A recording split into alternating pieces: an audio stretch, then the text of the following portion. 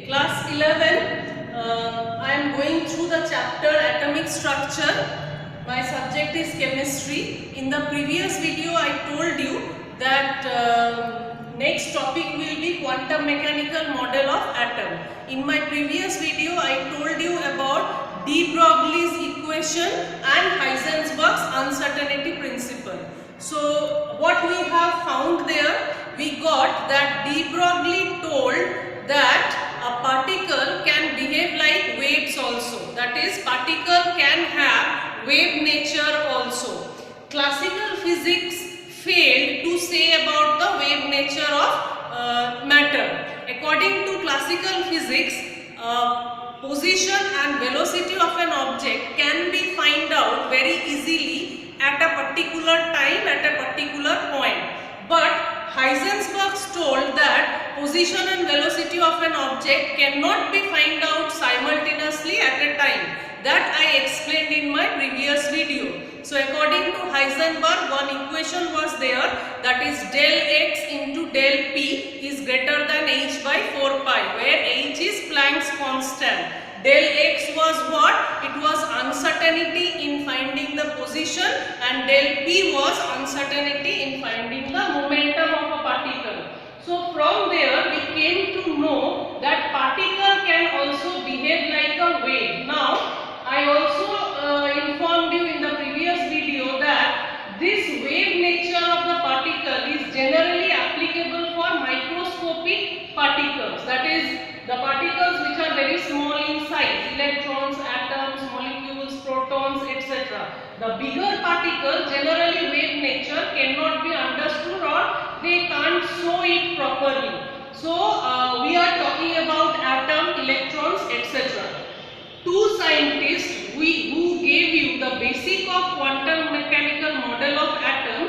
First one is Heisenberg. I already discussed about Heisenberg's uncertainty principle, and second one is Schrodinger.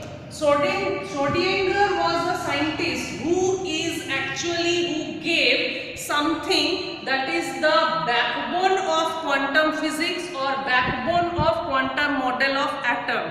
He gave a special name, that is called, he gave a particular sign, this is called psi. It is named as wave function. Psi is wave function. Now what is wave function? Actually he has modified the de Broglie's equation and he came to this conclusion. Wave function is what? To explain it, I just want to say you, suppose in mathematics you have learned a straight line might have certain formula. Suppose equation of a straight line is y equal to 3x plus 5 or z anything. This is the equation of a straight line. In class 11 in maths only, either you are going to learn or you are already learning. So this equation tells us what? This equation tells us the nature of the straight line and all properties of the straight line. Similarly, wave function is like same thing. Wave function is something which will tell me the nature of the wave associated with the particle and all its properties. All its properties, that is state of energy. Wave function tells us state of energy associated with the particle. State of energy means whether it is in higher energy level or lower energy level. All these things we are able to get from this wave function. So to calculate wave function, Schrodinger gave some equation also, that is called Schrodinger's equation. Now before that I want to say it is a function of complex number. Psi is a function of complex number. Now you know what is complex number. Complex number is denoted as imaginary number I. What is I? I is root over of -1. That you know, you are learning it in mathematics. It is not a real number. It is an imaginary number. So this psi is a function of the complex number. Now Schrodinger gave one equation. That equation has to be solved by differentiation. In maths only you are learning differentiation.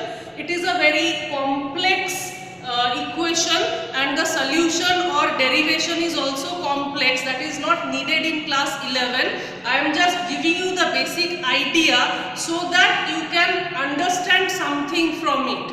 So the differential equation, whatever Schrodinger has given, the differentiation of Schrodinger equation,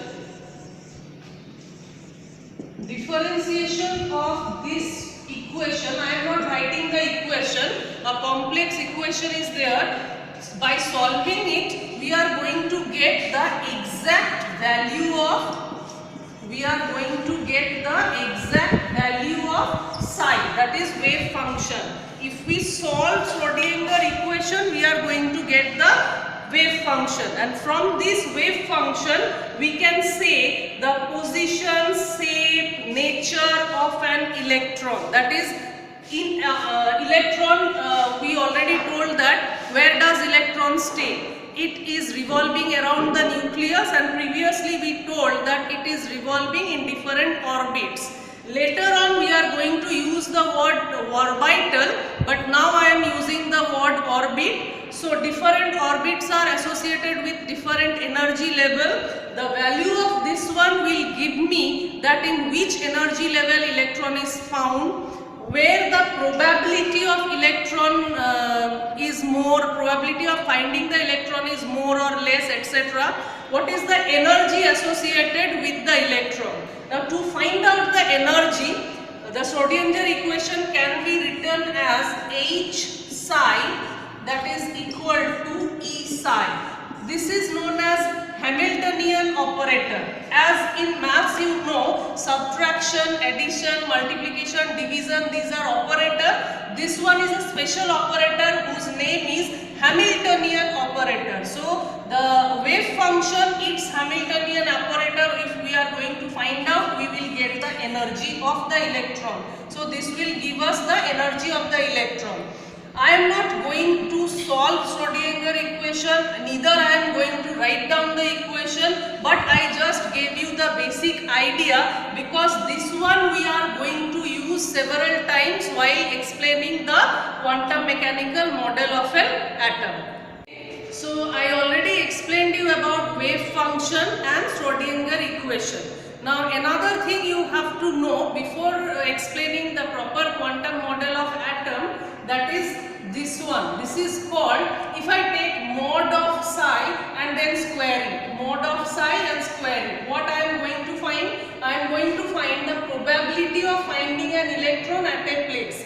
According to Heisenberg, I came to know that electron's position cannot be determined properly. We cannot say that there is one electron, there is two electrons, just like that, or in which place the electron will be there. Suppose around the nucleus various space is there. In that space where the electron is going to stay, so probability of finding an electron at a particular position around the nucleus is denoted by this one, that is psi square or mod of psi square. That will give you the probability of finding an electron at a particular place. Actually, electron around the nucleus, when they are going to rotate or they are going to revolve, they form various kind of shapes. That in a particular shape the probability is more, in another shape it is not that much.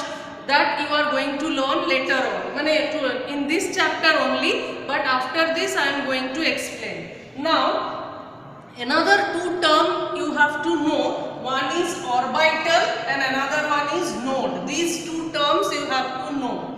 What do you mean by orbital? Previously we have used the word orbit in case of classical mechanics. Classical mechanics, when has been used by Rutherford or Bohr, we have used the term orbit, but here we are going to use the term orbital.